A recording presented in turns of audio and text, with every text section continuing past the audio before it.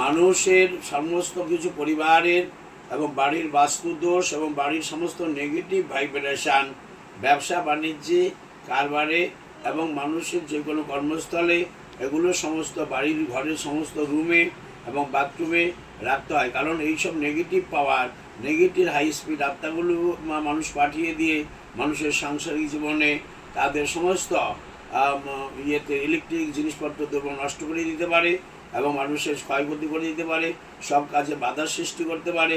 বাড়িতে নেগেটিভ জিনিস থাকলে কর্মে উদ্দীপনতা সফলতা বাধা, নানা রকম রোগের সৃষ্টি এবং নানা রকম মানুষের অশান্তি এবং পারিবারিক মানসিক শান্তি বিঘ্নিত হয়।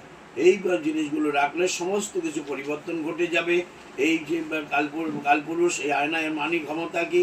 এই ক্ষমতায় মানুষের জীবনে কালপুরুষ হলে এমন একটা জিনিস, এই কোনো নেগেটিভ কাজগুলোকে যে কোনো নেগেটিভ কাজে তাকে পরিবর্তন করে দেয়, মানুষের কল্যাণ বিধান করেন, সর্বকার্যে বিজয় হয় এবং মানুষের বাড়ির সমস্ত দোষ ত্রুটি কেটে যায়, কর্মজীবন উদ্দীপনতা সফলতা আসে এবং মানুষের মধ্যে শারীরিক দাহিরিক মানসিক সমস্ত শরীরের অঙ্গ প্রত্যঙ্গের রোগ ব্যাধিকে বিনাশ করে দেয়। কর্মজীবন উদ্দীপনতা আসে, সফলতা প্রাপ্তি হয় চাকরি ব্যবসায় এবং সর্বকার্যে। বিদেশে পড়াশোনা করতে গেলে বা কোনো জায়গায় বাইরে গেলে এর যদি সঙ্গে আয়না একটা থেকে যায় তাহলে কোনো কাজ তাকার জীবনে কোনো পিছন দিয়ে তাকাতে হবে না, কোনো মাদুলি কবচ পড়ার প্রয়োজন হবে না। এটা যেই রুমে থাকবে সেই রুমে রাখলেই হবে, সর্বকার্যে বিজয় হবে, সর্বদিকে তার মনের আশা পূর্ণ হবে। এই কালপুরুষ হলো যদি কোনো ব্রাহ্মণ যদি একদম সুপার পাওয়ার ব্রাহ্মণ, যে কোনো ব্রাহ্মণ নয়, যদি তারা বারেন্দ্র শ্রেণী বা রানীর শ্রেণীর ব্রাহ্মণ হয়, তারা যদি এক বছরের মধ্যে কোনো লোক যদি মারা যায় তাহলে সেই লোক তিথি অনুযায়ী অমাবস্যার দিন পুষ্য নক্ষত্র হতে হবে এবং অমাবস্যার দিন পুষ্য নক্ষত্র হতে হবে। সেই দিন যদি ভাদ্র মাসে অমাবস্যা পুষ্য নক্ষত্রে যদি কোনো ব্রাহ্মণ যদি ১ বছরের মধ্যে মারা যায়, তিনি কালপুরুষ হন। ইনি বটগাছে থাকেন। এ সমস্ত মানুষের নেগেটিভ জিনিসগুলোকে সব পরিবর্তন করে দেয় এবং শুভ জিনিসের আবির্ভাব ঘটায়, কর্মজীবন উদ্দীপনতা আনে, সর্ব বাধা বিঘ্ন দূর করে দেয়। আর ব্রহ্মদত্তী বাবা হইল যে ওই কোনো ব্রাহ্মণের যদি ১ বছরের মধ্যে মারা যায়, সেটা যদি পূর্ণিমা তিথি হয়, সুপ্রিম পাওয়ার দিন হয়, তিনি হন সুপ্রিম পাওয়ার ব্রহ্মদত্তী বাবা। ইনি মানুষের বেলগাছে থাকে, ইনি মানুষকে ফুটপাতে রাজা বনে দেন। বহু বাড়িতে এরা কুলদেবী বা কুলদেবতা রূপে পূজিত হয়ে থাকেন। এরপরে অর্ধনারীশ্বর ব্রহ্মদত্তী বাবা, তিনি হলেন ওই ব্রাহ্মণেরই যদি কোনো ব্যক্তি, তার সেই হয়তো ছেলে, কিন্তু তার মেয়েদের যদি সেক্স থাকে, সেই ব্রাহ্মণ যদি মারা যায় ১ বছরের মধ্যে বইতে হওয়ার পরে, তিনি হয়ে যান অর্ধনারীশ্বর ব্রহ্মদত্তী বাবা। তিনি সেই মানুষের ফুটপাতে মানুষকে রাজা বানিয়ে দেন, অর্থনৈতিক পারিবারিক সাংসারিক ধনধান্যে সমৃদ্ধ করেন। তাদের কর্ম সাফল্য, ব্যবসা বাণিজ্য চাকরিতে কোনো দিকে অভাব অনটন থাকে না।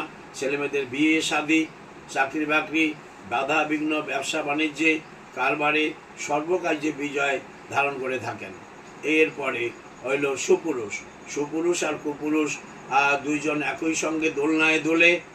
ওই একই তিথিতে যদি কোনো একাদশী তিথি মারা যায়, তিনি হন সুপুরুষ। যদি সেটা অমাবস্যা কৃষ্ণপক্ষে মারা যায়, তবে সে হয় কুপুরুষ। সুপুরুষের কাজ মানুষের কল্যাণজনক কাজ করা, আর কুপুরুষের কাজ অশুভ শক্তিকে বিনাশ করে দেওয়া, যে কোনো শয়তান বদমাশকে নেগেটিভ ভাইব্রেশনকে ধ্বংস করে দেওয়া। কুপুরুষ সমস্ত অন্যায়কারীকে খতম করে দেয়, এর নাম কুপুরুষ। মানুষ ভুল বলে, অন্য কোনো নয়, এর নাম কুপুরুষ। এটাকে কুপুরুষ বলা হয়। আর ধর্মমতে এটাকে অনেকে আবার এই খাবিজ জিনও বলে থাকে।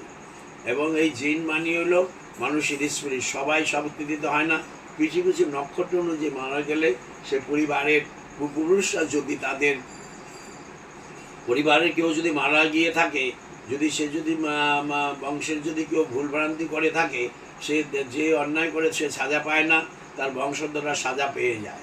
সেই জন্য বিভিন্ন নেগেটিভ আত্মাগুলো তার পরিবারের সমস্ত অন্যায়কারীর প্রতিহিংসার বদলা নেয়। এই আয়না বা দপন যন্ত্র রাখলে পৃথিবীতে কোনো নেগেটিভ জিনিস থাকবে না, তারাও মুক্তিপ্রাপ্ত হয়ে যাবে, সর্বপ্রাপ্ত হয়ে যাবে এবং তাদের সংসার থেকে মুক্ত হয়ে আশীর্বাদ প্রদান করে তারাও স্বর্গগমন করে যাবে। তাদের নিয়ম অনুযায়ী এই কথাটাই সেখানে সাফল্য প্রাপ্তি হয়। তাদের জন্য মন্ত্র রেগুলার প্রত্যেকটা লোককে পাঠ করতে হয়। ঠাকুরের পূজা আর্চা করলেই হবে না, ঠাকুর সবাইকে সব কিছু দিবে, কিন্তু তারা দিলেও তাদের পূর্বপুরুষরা রুখে দিতে পারে। কারণটা কি? কারণ হলো এই, যদি আমার যদি তার পূর্বপুরুষের মধ্যে ঠাকুরদা যদি অন্যায় করে যায়, সে সাজা পাবে না, তার বংশধররা পরপর সাজা পেয়ে যাবে। বিভিন্ন রোগে ভোগে অর্থ বিপর্যয়গ্রস্ত করে নানা রকম বারে বারে রোগে ভোগে ভক্তি করিয়া ভিখারি বানিয়ে ছেড়ে দেবে। সে থেকে মুক্তি পাওয়ার একমাত্র সরল উপায় ব্যবসা বাণিজ্যের সাফল্যতা, মেয়েদের বিয়ে, চাকরি বাকরি, রোগ ব্যাধি, অভিশাপ ব্রহ্মশাপ থেকে মুক্তি পাওয়ার একমাত্র উপায় যে এই মন্ত্র রেগুলার দুবার করে পাঠ করতে হয়। যে মম মাতৃকুল, মম পিতৃকুল, মম মা বাবা শ্বশুর শাশুড়ি, মাতৃকুল পিতৃকুলের নিজের নাম গোত্র বলে মম মাতৃকুলের পূর্বপুরুষগণ আমাদের আশীর্বাদ করে আমরা যেন সর্বকাজে বিজয় হই। বংশের যদি কেউ ভুল ভ্রান্তি করে থাকে তাদের তরফে আমরা ক্ষমা চাচ্ছি, ক্ষমা করে দিও।